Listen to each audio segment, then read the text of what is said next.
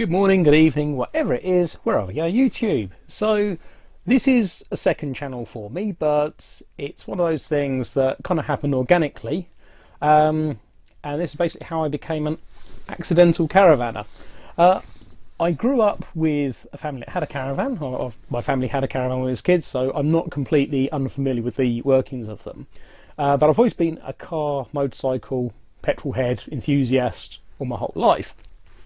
Now, this all sort of came to a head, well, I say came to a head, this all led us to a point about 20 years ago when I was only little more than a teenager. I was going to American car shows and hot rod shows and things like that. And I purchased myself a small caravan to sleep in. I don't do tents, I can't get on with them, and I found a caravan a much better option. So that served its purpose. I learnt a few lessons with that, and it was generally good accommodation, but time and tide move on, got rid of that one when I stopped going to the car shows. And never really had particularly much desire to have one after that. Fast forward now till tail end or middle of last year, and my brother had actually a drag racer, and we went to go and help him out doing his licensing runs for his first season. And myself and a friend got a bit of a taste for it again. I've been involved with it in the past, although he hadn't, and we decided there and then we were going to put a drag racing team together for racing a bike. So the bike's been built, is just about ready to go. If you're into motorcycles and motor vlogging, do look at my other channel, Philo's Garage. I'll pop a link to it down there. And ultimately what happened is, in setting up to race, one of the things you're going to need is A, somewhere to work on the bike, and B, somewhere to sleep. It's not really viable to use a trailer. You won't get everything in there, which meant I had to buy a caravan. So this is just going to really go through some of the bits. This is an old 1984 ABI Supreme. I don't have a huge amount of information on the caravan, other than it's light enough for my Seat Leon to tow, and it does so absolutely fine.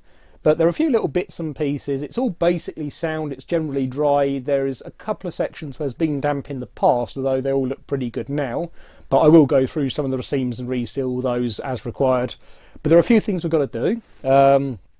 I want to put an electrical power point in the far corner down by the door so we can access that from the awning, because the awning is going to be the pit garage. I've just had the awning modified by Corby Covers, so the whole end zips and rolls up so I can ride the bike in, put it on a paddock stand, and it becomes our pit garage. So realistically, we're just going to go through a few of the tiny jobs. There won't really be much in this one. I'm just about to put a catch on the cupboard because they don't hold shut very well, so I picked up some catches for those so nothing flies out when we tow down the road. But I've already picked this one up from Yorkshire. It was about a 200-mile tow home. The brakes work, it follows nice and still, and was absolutely no problem at all on the road. It's actually been really well loved, this caravan, so I think it's going to do our purposes perfectly. Do hit the like and subscribe buttons, and if you're into motor vlogging, cars, bikes, things like that, go and visit Philo's Garage as per the link earlier, and see you soon. So this is what we've got to do here. This cupboard, there's no catching on it at all. And in fact this end catch has come loose, so we do need to repair that, but none of these cupboards actually have any positive latching, so I'm going to put some of these clips here. These came in a packet, and you get a little roller clip and everything you need to do that. And one of the other jobs that will be done sooner rather than later, in this corner down here, I'm going to put a mains 240 volt outlet. I can use the power coming into the main setup there, and that will allow us to take power out into the awning. I've got a proper caravan type mains outlet, so it's got a flap that hinges up and then an IP rated socket inside it, so that's just going to involve cutting into the wall, fitting that. These front windows, I don't know if you can see these here, have had the catches taken out at some point, and of course that's not good at all. So I'm also, when I've cut the hole in the wall, that's going to enable me to go through and actually measure the thickness, and I'm going to put new window rubbers front and rear, generally go over the ceiling. I'm not going to spend a fortune, a huge amount of time. This is going to be our base for racing, and it's going to do fine. It's got a stereo, it's got a heater, it's got a fridge, it's got a hob, it's everything we need to ensure we have a comfortable and safe race weekend. So there you go, let's get cracking with that work.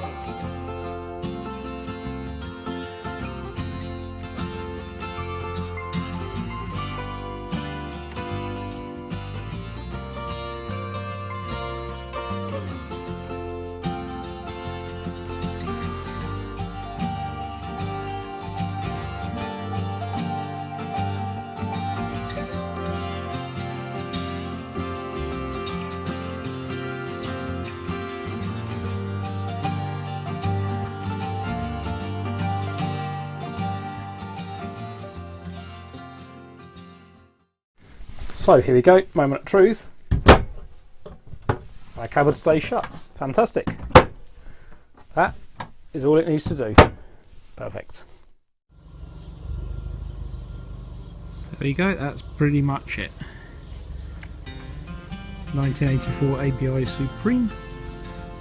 Not the most glamorous caravan out there. Perfectly good for Santa Pod.